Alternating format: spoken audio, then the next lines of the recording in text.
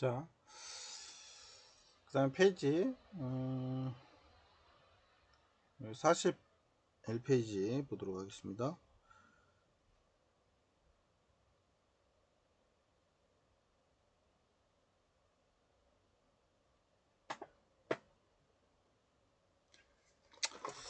자, 41페이지를 보면 이제 막대 그래프 다음으로 또 많이 쓰는 게 이제 원 그래프인데요. 이제 원 그래프도 우리가 앞전에 했던 막대 그래프하고 두 가지를 좀 비교를 해보려고 하는 거고요. 얘는 마찬가지로 이제 데이터 입력과 범위를 선택을 하고요. 그 다음에 이제 3차원 원형이나 2차원 원형도 있고요. 선택을 하고 그 다음에 차트 레이아웃을 선택을 해서 작성을 하면 되겠다 라고 하는 거고요. 그래서 빈도수하고 내가 선호하는 점심 메뉴를 기준으로 해서 작성을 했을 때 이런 식으로 원형으로 해서 우리가 이제 빈도수를 그래프로 원형 그래프로 이제 볼 수가 있다 라고 하는 거고요.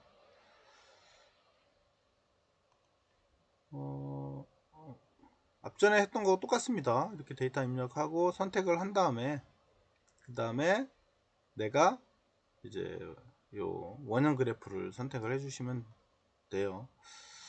자, 그러면 한번 볼게요. 우리가 이렇게 만들어 놨잖아요.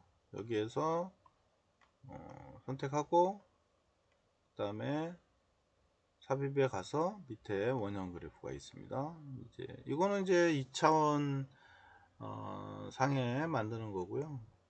3차원인 경우는 이제 이렇게 나오죠.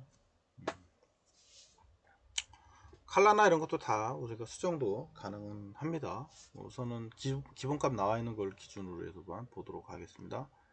누르면 이런 식으로 이제 다 뜨게 되고요.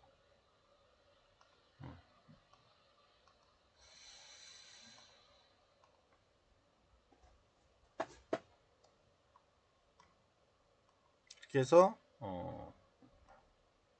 우리가 해당하는 원형 형태 선택을 해서 만들면 되겠다. 그 다음에 이제 요 선택한 것 중에 여기 이제 선택한 것 중에 우리가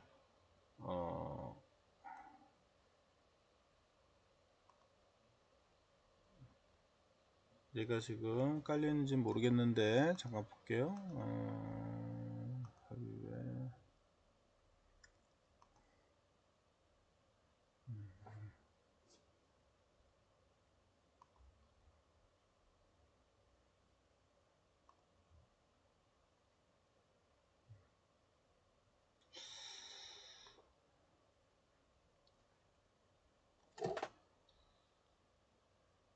네, 네. 요 그래프도 종류도 옆에 볼 수 있는데 지금 현재 기본으로 나와 있는 거는 얘고요. 이 형태고요. 요 모양도 지금 여기 책에는 약간 차이가 있죠. 원래 이렇게 레이아웃을 선택을 하면 옆에 또 뜹니다. 그래서 내가 어떤 형태로 선정할 거냐 라고 하는 것도 선택할 수 있어요. 약간 이 모양에서 이 모양으로 좀 바뀌었죠. 컬러도 그렇고 약간 더 진하고 이런 식으로 이제 우리가 빠른 레이아웃을 선택을 해서 또 수정도 가능합니다. 여기 보면 얘가 추가가 안 돼 있나요? 지금 현재는 얘도 또 레이블 추가를 해서 해야 하네요. 그래서 차트 레이아웃에 이제 선택을 우리가 해서 우리가 요 수정할 수가 있는데요. 여기 옆에 보면은 이제 레이아웃 차트 여기 뭐 레이블 추가가 있어서 레이블 추가에 이제 차트 레이아웃에서 우리가 원하는 차트를 선택할 수가 있습니다. 그래서 원래는 이제 옆에 이 차트를 눌러 보면 옆에 이제 이렇게 차트 요수가 뜨고요. 여기서도 이제 내가 어떤 거를 쓸 건지, 제목을 넣을 건지, 그 다음에 제목에서도 이제 어디다 놓을 거냐, 가운데 놓을 거냐, 뭐 선택할 수가 있고요. 그 다음에 밑에 보면은 이제 스타일이 나와요. 색도 있고요. 그 다음에 스타일도 이렇게 다양한 형태로 우리가 선택할 수가 있습니다. 그리고 네, 여기 좀 약간 케이크처럼 모서리 부분이 약간 둥그렇게도 표현할 수가 있죠. 그래서 우리가 원하는 대로 선택해서 누르고 해주면 더 이쁜 모양의 그런 차트가 이제 원형 차트가 이제 원형 그래프가 만들어지게 되는 거를 볼 수가 있습니다.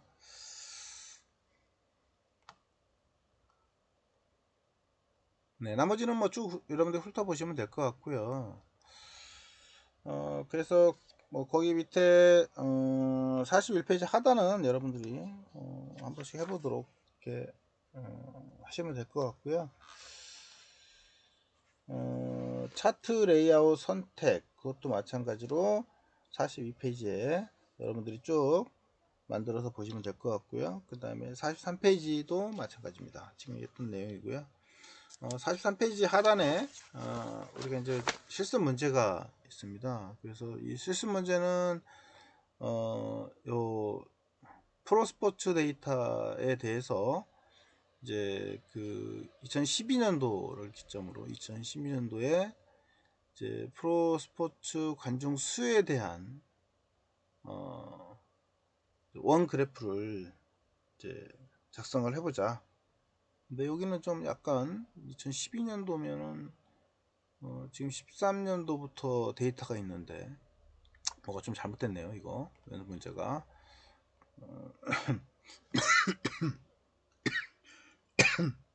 네, 죄송합니다. 43페이지에 이제 문제를 보면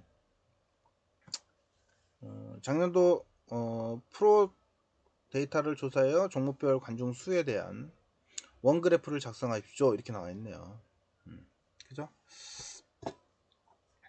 이거는 좀 앞에는 못한 것 같고요. 자, 그러면 거기에 볼까요? 여기 있네요. 요게 이제 작년도 프로 스포츠 데이터를 이용해서 종목별 관중 수에 대한 이제 원그래프를 만들어 보자 라고 하는 거고요. 2000년도 2019년도 쭉 있죠. 이거를 원그래프로 우리가 만들면 이렇게 이제 볼 수가 있다는 거죠. 그래서 실질적으로 이제 연도별로 우리가 볼 수가 있는데 여기서는 지금 2000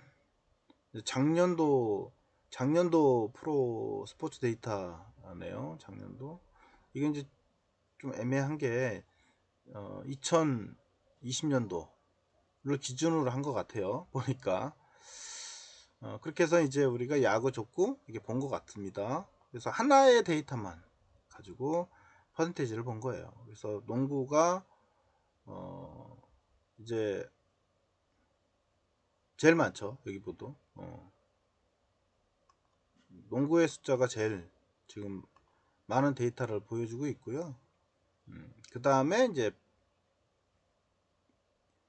야구, 그 다음에 배구, 그 다음에 축구가 되겠네요. 그래서 이제 2020년 기준으로 해서 따져준 것 같습니다. 그래서 각각 매년 거 각각 다 따져서 볼 수도 있겠죠. 자, 그렇게 돼 있고요. 그 다음에 그 6번은 가입한 휴대전화의 통신사를 조사하여 원그래프로 작성해보자. 이거는 이제 뭐 그 KT나 LG나 SK나 이제 예를 들면 우리 반 아이들을 기준으로 본다. 그러면 우리 반에 KT가 얼마 쓰고 그 SK는 얼마나 쓰는지 이걸 이제 판단해서 볼 수 있는 내용이라고 보시면 되겠죠. 이건 뭐 그렇게 어려운 내용은 아니니까 넘어가시면 될 것 같고요. 그 다음에 그 외에 이제 그래프를 쓸 수 있다. 근데 그 중에 꺾은 선 그래프를 또 많이 쓰잖아요. 이거는 그래서 시간에 따라서 시간에 경과하는 거에 따라서 연속적으로 이제 관측된 데이터에 대해서 이제 확인하기 위해서 쓰는 건데, 결국은 얘들은 시계에 대한 시계열 데이터를 포함을 하고 있다라고 하는 거죠. 특히 이제 이걸 쓰는 거는 주식 같은 경우들 주로 많이 쓰잖아요. 어떻게 이제 등락폭을 보기 위해서. 그래서 시계열 데이터에서의 물가, 실업률, 취업률 등에 대한 이런 것들의 데이터를 그래프로 표현할 때는 주로 꺾임성 그래프를 많이 사용을 한다, 이렇게 보시면 될 것 같습니다. 꺾임성 그래프 작성하는 거를 한번 해보자 라고 하는 거고요. 요거는 우리가 자료들 중에서 여기 짜장면의 가격 변화가 있습니다. 거기 페이지를 보면 44페이지 상단에 있던 내용이었고요. 얘 하나를 우리가 그래프로 좀 보도록 할게요. 여기 물가 상승률 대비, 그다음 매년 물가가 계속 변화하고 있죠. 그래서 어떻게 변하는지를 보자 라고 하는 거고요.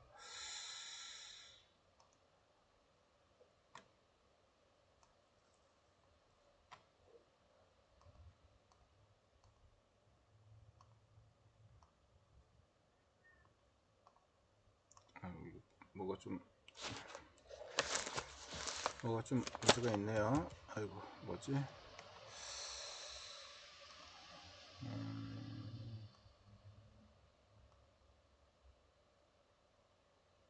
네.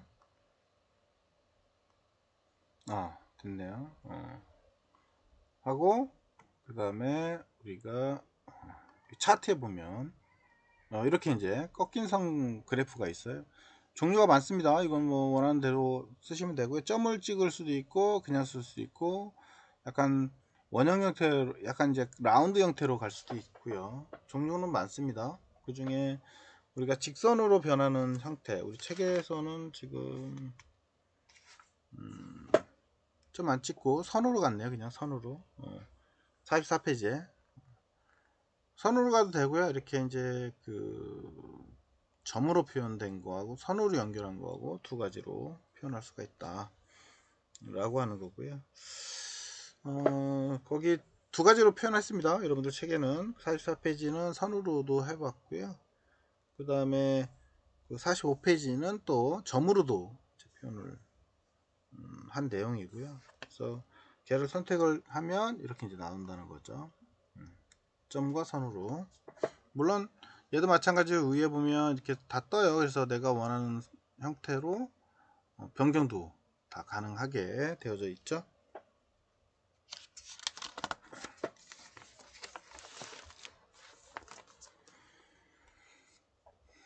그래서 여러분들 이제 편한 모양으로 이렇게 이제 보시면 되겠다.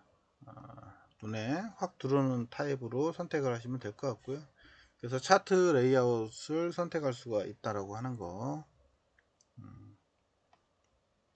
그 다음에 이제 밑에 거는 이제 가격에 대해서 변화를 본 거예요. 그래서 요거는 우리 연습 문제 중에서 거기에 이제 그 내용을 이제 표시를 한 건데, 이것도 마찬가지예요. 얘도 우리가 삽입을 가지고 표시를 보면 이런 식으로 볼 수가 있는데, 여기에 가격 대비 이렇게 이제 볼 수가 있죠. 그래서 얘도 이렇게 해서 이제 연도별 가격 추이가 어떻게 변하고 있는 건지를 우리가 확인할 수도 있다.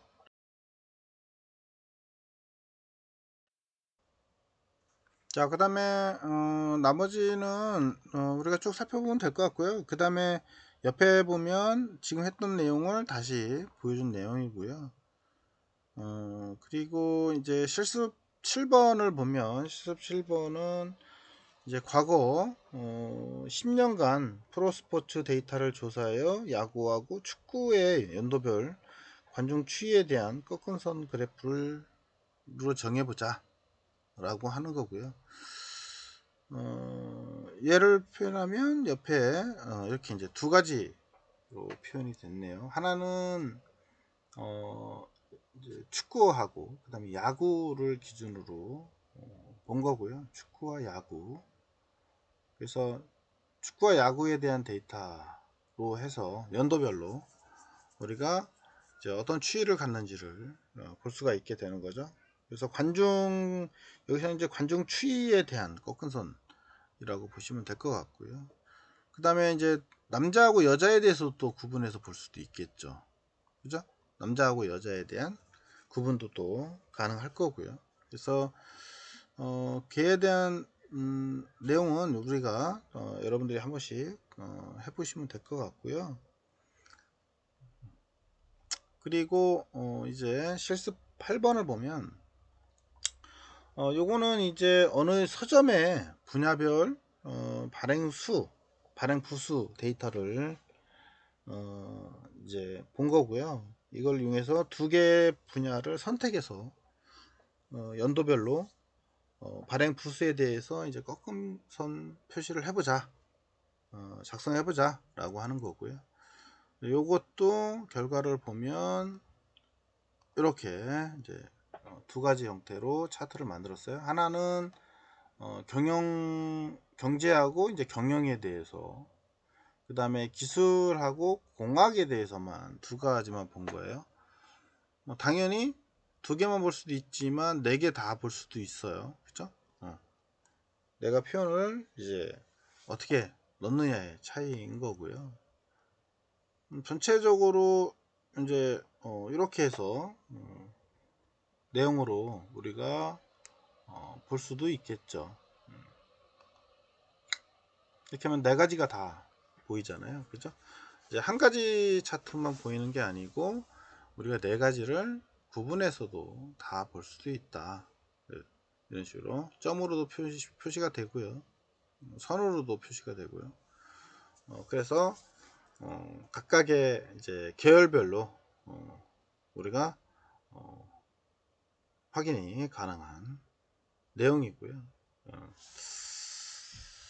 그래서 뭐 이렇게 두 개 빼서 정리해도 되고요. 아니면 전체 테이블로 해서 보아도 되고, 그거는 이제 우리가 편한 방법을 선택을 해서 쓰시면 될 것 같고요. 그 다음에 실습 9번은 이제 강수량에 대한 겁니다. 이제 과거 10년간 강수량 데이터를 조사해서 이제 여름 기간 동안에 대한 연도별 추이를 이제 꺾음선으로 표현해보자 라고 하는 거고요. 얘도 마찬가지로 정리를 하면 이렇게 표시가 될 수가 있겠네요. 그래서 봄, 여름, 가을, 겨울 각각도 할 수가 있고요. 지금 현재는 얘는 여름만 따졌잖아요. 여름만 따져도 되고요. 아니면 가을도 따져도 되고 전체를 따져도 되고, 봄, 여름, 가을, 겨울 전체를 우리가 연도별로 볼 수도 있겠죠. 음.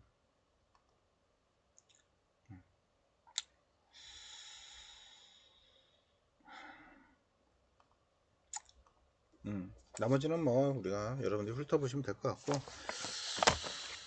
그렇게 해서 정리를 쭉 하시면 뭐 그렇게 어렵지 않은 부분이라고 보시고요. 뒤에 이제 뭐 줄기잎 그림의 작성 이렇게 나와 있는데, 이것도 뭐 특별한 건 아니어서 이건 한번 쭉 훑어보시면 될 것 같고요.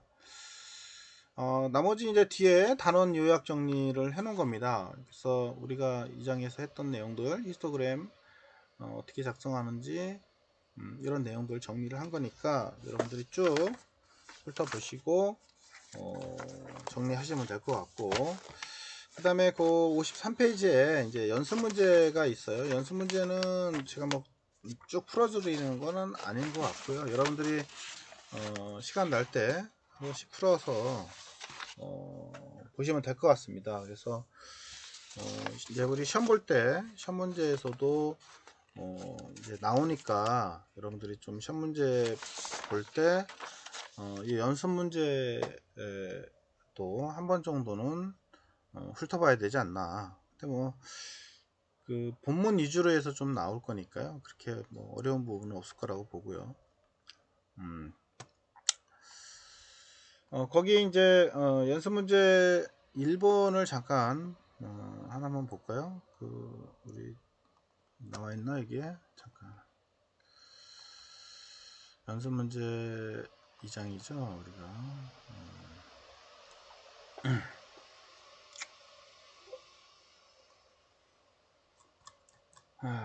연습 문제 2장에 뭐 내용 넣는 거니까 이거 한번 봅시다. 데이터가 갖고 있는 전체적인 윤곽이나 모양을 우리가 분포라고 한다 했죠.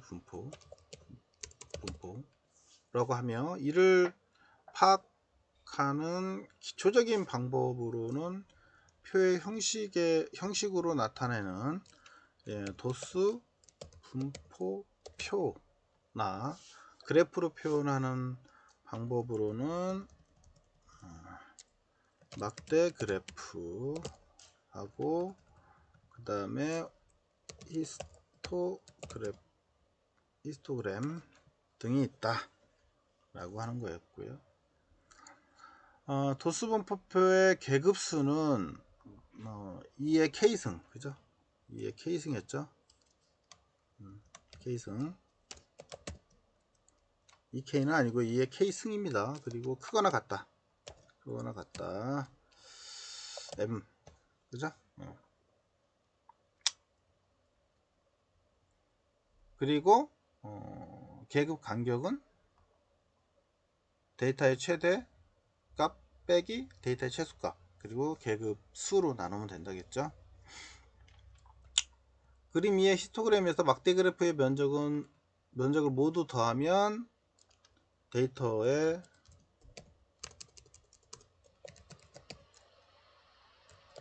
개수가 된다.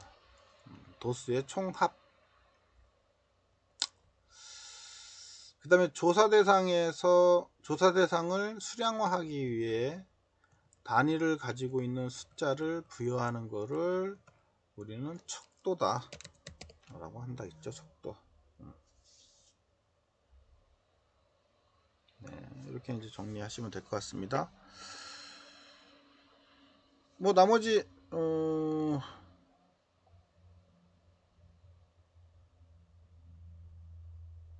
조사 데이터를 최소값, 최대값일 경우 계급수를 5로 해서 도수분표를 작성한다면 계급의 간격은 몇으로 정하는 것이 좋겠냐? 이거는 뭐 계산해 보면은 되겠죠. 요 아까 우리가 여기서 얘기했듯이 이거는 뭐 다 작성할 거라고 보고요. 시험 문제 이런 식으로 나올 수가 있습니다. 좀 알아두시고요. 그래서 어쨌거나 이제 그 나머지 우리가 이제 정리할 때 이거 꼭 필요한 값들이니까 알고 계셔야고요. 세 번째는 다음에 도수분포표를 통해서 알 수 없는 값은 뭐냐 이거지.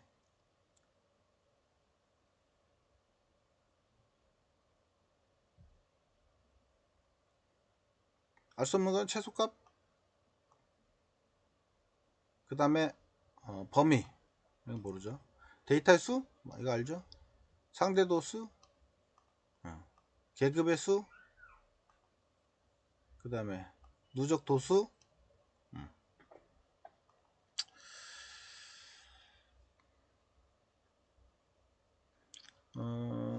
최소값 최대값을 알 수가 없고요. 따라서 이제 범위도 우리가 알 수가 없다는 겁니다. 알아두시면 좋을 것 같고요. 네, 오늘 여기까지만 하고요. 다음 시간에 보도록 그렇게 하겠습니다. 네, 수고했습니다.